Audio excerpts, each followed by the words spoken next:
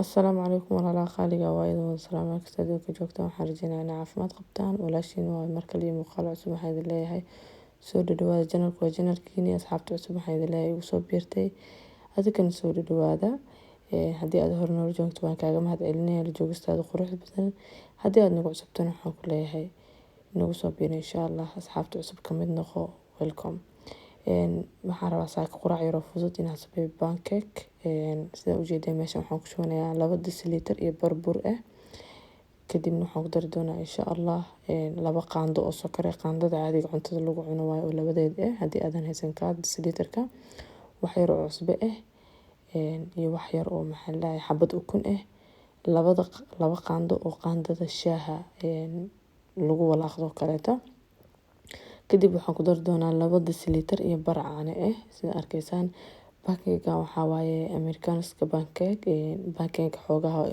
uu yara adag yahay waxaan soo qaatay qaandada caagada ah oo si fiican aan u garaaci doonaa insha allah wax mashiin ama isticmaala marka waa ku burburinaa si fiican ayaan isku soo dhexgelinayaa kadibna waxaan isticmaalay 2 qaando oo subag alaala subag aad haysato dhalaalsan insha allah pancake ma baahnid wax saliid ah inaad ku isticmaasho ku dubto meesha waxaan soo qaatay deciliterka ayaa halkaas ku soo ritay birtaawada sida arkaysaan waa qaleel waxba saliid ama soo marinin waayo pancake marka soo qasaya 2 qaando oo subag ay ku soo daray waa arki doonaa insha allah sida ku soo baxday markii asaas noqotay indhahaas soo yeelanaysa soo kaca maadaama lagu daray wax yar bakin aan ku daray maasha allah tabaarakallah lagama sheekeyn karo aad iyo aad ay u jilicsan yahay caruurtan aad iyo aad ay u jecel yihiin baroway insha allah waa qasidiisna aad ay u fududahay sida arkayseen waxa waaye inaba caadi maaha dhadhanka carafta macaanka iyo jilaaca ayaa kaaga daran soo caruurta insha allah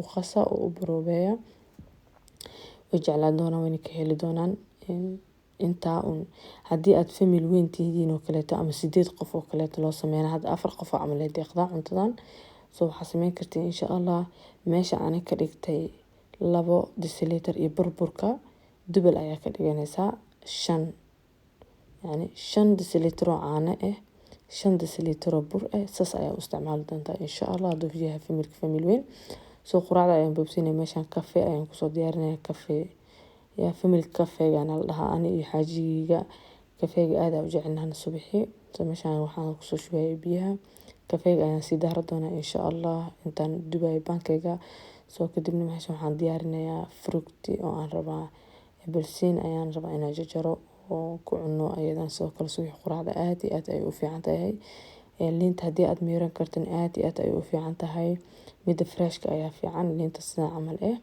laakiin anaga family ahaan waxaan jecelnahay subax horeeto liinta saa in u jajarno oo caadi u cunno liinta biyaha oo laga soo gado dukaamada sokor badan ayay leedahay halkaas waxaan soo dhaqay canab ayaan soo dhaqay sidoo kaleeto pancake-gani saas ayuu diyaar noogu yahay maasha allah tabaarakallah 4 qofood way ku filan tahay intii aan soo qasano waaye kadibna fructigani halkaas ayaan kusoo diyaarsanay quraacdeena waatana maasha allah tabaarakallah saas ayaan soo diyaarsanay kafeegani adiga waxa waa quraac yar oo iska fudud oo maasha allah tabaarakallah aad kaga maaranto marka qaarkood canjeerada aad iyo aad ay u fududeed meeshan waxaa waaye wiilkayga yarka wuxuu soo qaatay hal xabkayga soo qaatay wuxuu taagan yahay anaa diyaarsanaya camal marka waxaan dhahay waa kugu shubaa sirapkan waxaa waaye malab camal waaye haddii aadan haysan ama sirapka aadan heli karin malab ayaa ku isticmaali kartaan insha allah sirapka meesha ugu shushubo wax yar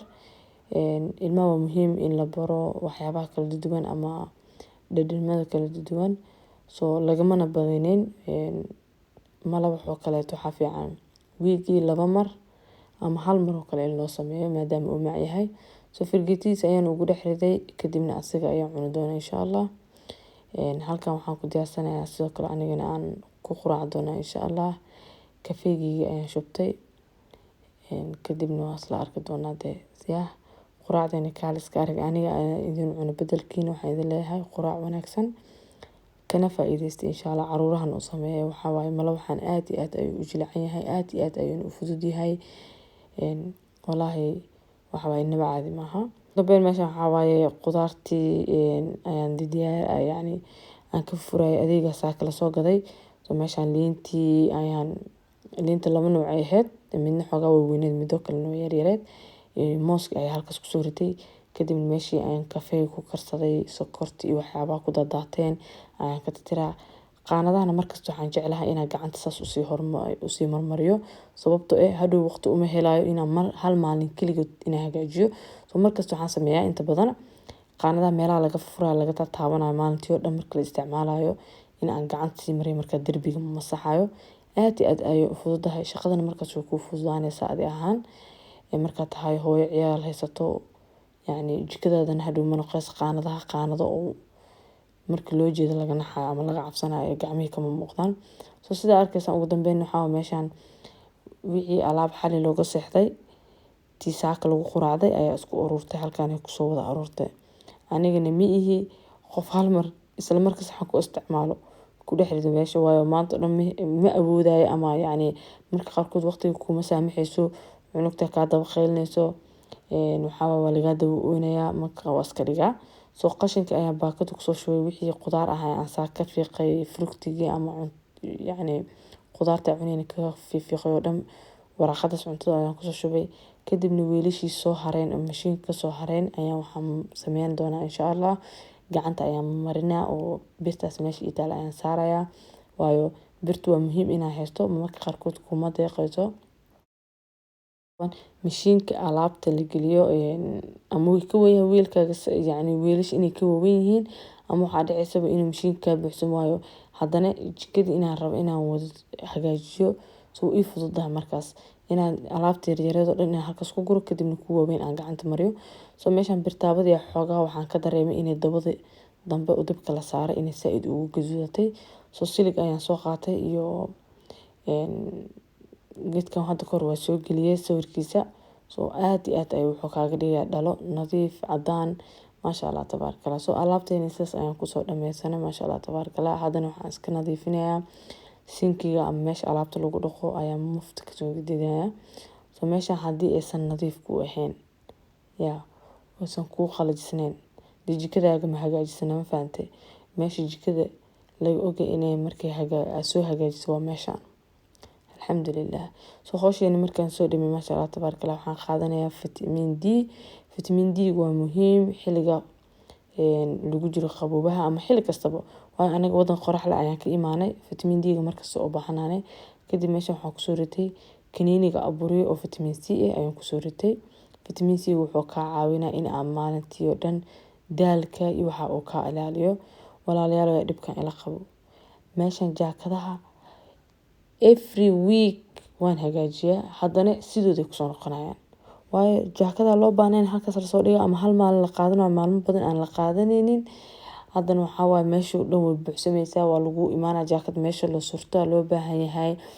Soo yacni waxay ugu noqotaa marka aniga inaan kala aruuriyo ilmaha yarka waxay isticmaalayaan afroolada ama yacni geedaha qabowga looga geliyo, midka aan markaas loo baahnayn inaan gudaha geliyo qaanadaas aan haystaa oo ku dhow meesha. Soo markasta isbuuc kasta waa kala hagaajiyaa, waa kala raansayaa. Soo waa la hurday xilligan duhur ayay ahayd. Soo maana rabin inaan hufurka ama mashiinka dhulka lagu xaaqo inaan shido. Kadib waxaan soo qaatay xaaqinkaygii yaraayde, yaa kadib waxaan sameyn doonaa insha Allah. Meesha malaha wasakh badan malahan, shalay ayaan tirtiray. Wuxuu u baahan yahay dhagaxaanta ciidda banaanka laga imaaday xilliga winterka ama barafka. Wuxuu leeyahay dhagaxaan banaanka lagu shubay jirto, soo kabahay soo raacayaan. Mana rabay gabadheed yarta inay hadhow gurguurato intay tagto afka gashato dhagaxaantaas yaryarka ah. Halaas ayaan ka xaaqay luuqa dheer. Walaahi waxaa ka soo baxday ciid tiro badan ka soo baxday markaa hurgufay roogii way kabiya la soo gelay armaajada kabaha meesha ku taalo. Soo intaas yarka ayaan iska xaaqayaa xaaqinkaygii yaraa oo gaabnaa dhag ku siistay. Kadibna roogiina ayaa halkaas ku soo ceshanay. Afwan haddii aan muuqaalka boobsiinayo, waxaa muuqaalka aad iyo aad ayuu u dheeraay, waxaana diiday adiga inaan ku caajistiin karaal noqdo walaalay qaaliga. Sidaas quruxda badan ayaan kusoo dhammaysanay halkeeni ama luuqii dheeraay. Meesha muraayad wili waa ka maqan tahay, maasha Allah tabaarakallah. Laga soo dhigay halkaan dhag waaye. Soo markaan camal ay jiwiga imeerku dagay markuu gurigaada dhag ku yahay. Kadibna meeshaan waxaan rabaa qado 1 2 3 la dhahay inaan ka soo tuuro aad iyo aad u fudud oo aanan ku dhibeynin. aniga inta badan waxaan doortaa cuntooyinka fudfudud, cuntooyinka aan waqti ugu qaadanaynin ayaan jeclaa inta badan inaan sameeyo. Ma jecli jikada inaan taagnaado cunto u taagnaado. soo birtaawada ayaan soo qaatay, waxaan kusoo shubtay chicken kebab ayaan kusoo shubtay, inta familka ku filan ahaan aan isdhahay markaas ayaan kusoo shubtay. kadibna dish waxaan kaga soo daray wax yar oo olive ah. dabkan waxaan u geynaa hastig heedka wax yar oo gaaban, ilaa number 3 ayaan u geey doonaa ilaa xoogaa barafka kasoo dhacayo. halkan waxaan kusoo diyaarsaday bariis ayaan kusoo dhaqday, kadibna waxaan kusoo shubay biyo cad. bariiska inta badan anaga gurigeena waxaa laga isticmaalaa bariiska cad ayaan jecelnahay. waxaan kusoo daray wax yar oo cusbo ah iyo saliid waxay ka caawinaysaa bariiskaaga inuu noqdo bariis furfur oo maasha Allah tabaarakallah ah. 3 xabo qarfiye yani heel oo iga tirsan ayaan kusoo dhex riday. soo qadada intay dabka noo saaran tahay ayaa waxaan rabaa saladka inaan boobsiiyo. qadadan waxaa la 2 2 3 waxa waaye chickenkaaga meesha saar, bariiskaaga cadka, saladkaaga yarka. qada aad iyo aad heer u sareyso 15 daqiiqo ay kugu qaadanaysaa. intaa waxaan dhag gacantaada intay fududahay ay ku xiran tahay. soo saladkeen saas ayuu diyaar noogu yahay. haddana si fiican waxaan isku dhex gelinayaa waa kabaabkii. kabaabka caadiga waa isticmaali kartaa chicken kabaabka, laakiin ani ahaan waxaan kula talinayaa haddii aad heli kartaan chicken kabaabka inaad soo gadataan oo ila tijaabisaan. soos yar oo fudud oo kaaliska arag oo lagu cunaayo oo macaan badan ayaan halkan kusoo diyaariyay. waa Turkish yogurt. waxaan kaloo kusoo hoolay gurka ayaan kusoo hoolay. kulay ani gurka ayaan u aqaanaa. ayaan kusoo hoolay iyo xabad toon ah. soo kadib waxaan kusoo darsaday filfil iyo liin dhanaanta qalisan oo la isku daray. liin dhanaan caadi ahna waa kusoo miiri doonaa insha Allah. kadib intaas ayaan si fiican isku dhex gelinaa. waxaa waaye sooskan ha idhigina la dhahaa. bariis haddii aad sameysanayso familka u sameynayso u sameey insha Allah. waxaa waa soos aad iyo aad u macaan badan. saladkeena waa kana, sooskeeni, bariiskeeni waa inoo diyaar hadartaan. waxaa waa de 1 2 3 la dhahaa qadadan. aad iyo aad ay u fududahay haddii caajis ku haayo, haddii aad maalintaas ay ka haynin jikadiina wax badan taagnaata ayaa lagu turtaa qadadan.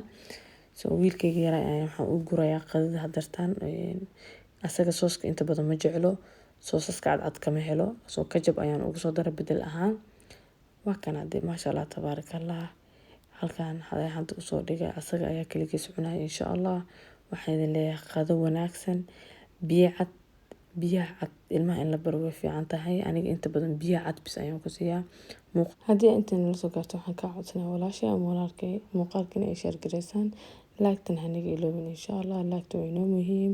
waxaan idin leeyahay khayr iyo caafimaad, bashbash iyo barwaaqo, cimri dheer iyo cibaado suban ayaan idin rajeynaa. muuqaalka xigo waxaan idin leeyahay nabadgelyo, kulanti dambe xiiso leh.